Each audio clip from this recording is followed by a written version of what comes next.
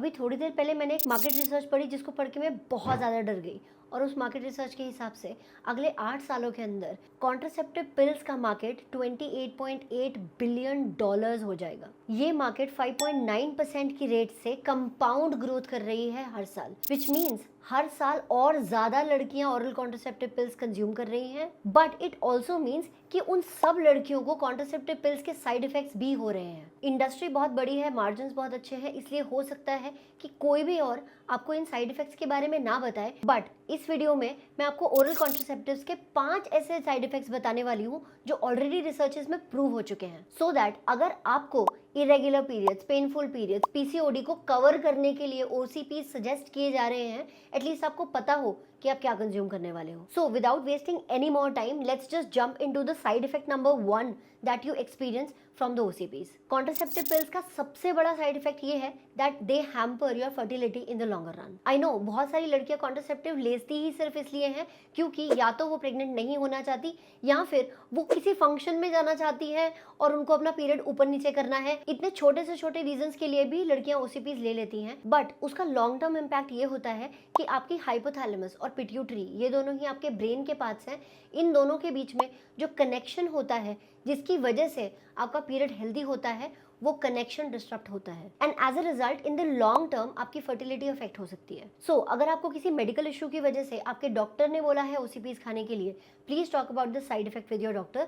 और अगर आप मजे मजे में ओसीपीज खा रहे हो क्योंकि आपको अपना पीरियड ऊपर नीचे करना है, आपको किसी फंक्शन में जाना है, please stop wrecking with your hormones. Birth control pills का side effect number 2 that is that it affects the choice of your mate. So if you are a single girl who is looking out for a partner, या जो शादी करने के लिए लड़का ढूंढ रही है या इवन बॉयफ्रेंड्स ढूंढ रही है and you are on your OCPs, you might have noticed कि आपको हमेशा गलती लड़के मिल रहे हैं या आपको हमेशा टॉक्सिक ही लड़के मिल रहे हैं। उसका रीज़न एक्चुअली ये है कि क्योंकि जैसा कि मैंने पॉइंट नंबर 1 में बताया, आपका हाइपोथैलेमस और पिट्यूटरी के बीच का जो कनेक्शन है वो डिस्टर्ब होता है आपके ओसीपीज लेने से।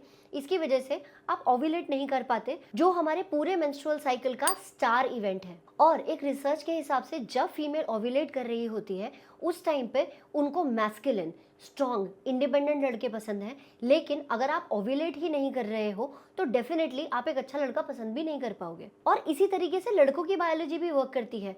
अगर लड़का ढूंढ रहा है एक लड़की अपने लिए तो he will be attracted more to an ovulating girl rather than a girl who is not ovulating. इसका रीजन ये है कि हमारी बायोलॉजी इस तरीके से प्रोग्राम की गई है कि जब एक मेल और एक फीमेल साथ में आते हैं for mating, they are suppose to create their progeny, their next generation. और जो लड़की ओव्यूलेट कर रही है वो ज्यादा फर्टाइल होगी and that's the reason why attraction will be more. So अगर आपको बार बार टॉक्सिक लड़के मिल रहे हैं या फिर कमिटमेंट फोबिक लड़के मिल रहे हैं और आपको लगता है क्या यार मेरी ही किस्मत में सारे के सारे लिखे हैं क्या, ऐसा हो सकता है कि उसके पीछे आपकी ओसीपीज हो। ओरल कॉन्ट्रासेप्टिव पिल्स का side effect number 3 and that is already proven कि जब आप ओसीपीज लेते हो तो आपके लिवर हेल्थ पे बहुत ज़्यादा इम्पैक्ट आता है। इनफैक्ट ये इम्पैक्ट्स इतने ज़्यादा सीवियर हो सकते हैं कि आपको लिवर में कैंसर या आपके गॉल ब्लैडर में स्टोन्स तक हो सकते हैं। और ये भी मैं नहीं बोल रही हूँ, रिसर्चेस बोल रही हैं and it has already been proven. OCPs का side effect number 4 and that is that when you are taking OCPs your thyroid hormones also get disbalanced. हमारी थायराइड ग्लैंड के फंक्शनिंग में 3 इंपॉर्टेंट हार्मोन्स रोल प्ले करते हैं। Number 1 TSH,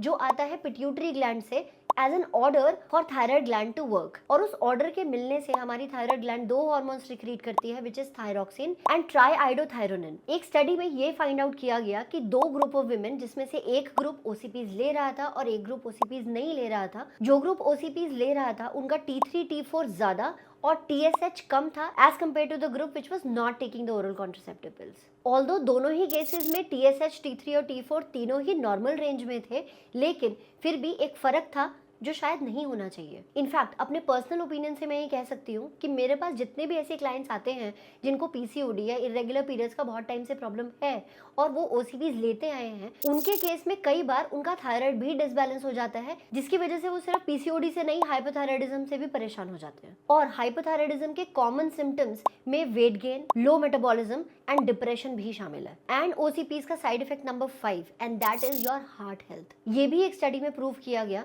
कि 2 group of women, जिसमें से एक ओसीपीज ले रही थी और एक नहीं ले रही थी, जो ग्रुप ले रहा था ओसीपीज, उनके केस में उनका बैड कोलेस्ट्रॉल हाई था और गुड कोलेस्ट्रॉल लोअर था as compare to the control group जो ओसीपीज नहीं ले रहा था। इनफैक्ट इसमें भी अगर मैं अपना पिछले 12 साल का पर्सनल एक्सपीरियंस ऐड करती हूँ, मेरे पास जो भी क्लाइंट्स ऐसे आते हैं जिनको पीसीओडी या इरेगुलर पीरियड्स का प्रॉब्लम रहा है and they have been on OCPs for a long time, उनके केस में उनका कोलेस्ट्रॉल लेवल्स हिला हुआ होता है और कई बार उनको ब्लड थिनर्स लेने पड़ते हैं, कोलेस्ट्रॉल की दवाई लेनी पड़ती है। अब आप ये बोल सकते हो कि मनीषा आपने मुझे खतरे तो गिना दिए, लेकिन अगर मैं ओसीपीज ना लूं तो फिर मैं क्या करूं जिससे मेरा पीसीओडी ठीक हो जाए? The answer to that is that PCOD is completely reversible और छोटे छोटे लाइफस्टाइल चेंजेस से आप अपनी कंडीशन को भी बेटर कर सकते हो, अपने सिम्टम्स को भी बेटर मैनेज कर सकते हो और आपके पीसीओडी को भी रिवर्स कर सकते हो।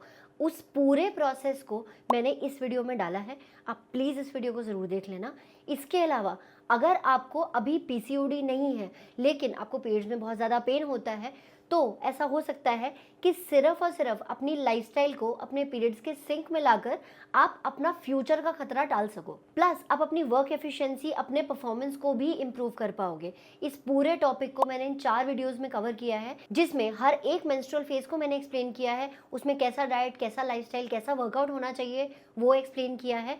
Please go through these videos और अपने पीरियड्स को बेटर ट्रैक करने के लिए, उनको एक बेटर कंट्रोल में लाने के लिए एक फ्री मेंस्ट्रुअल ट्रैकर मैंने डाल दिया है डिस्क्रिप्शन बॉक्स में, आप प्लीज उसे डाउनलोड कर लेना और उसे यूज करना स्टार्ट कर देना। और अगर आप किसी ऐसी लड़की को जानते हो जो ओसीपीज ले रही है या फिर जिसके पीरियड्स में अभी प्रॉब्लम हो रहा है और हो सकता है उसे ओसीपी लेना पड़े, then share this video with them so that उनको आगे जाके OCPs ना लेने पड़े। I hope this video helped you a lot to get a clearer perspective about a medicine which is so commonly distributed but is actually harmful. And with that hope, I will conclude this video right here. Bye.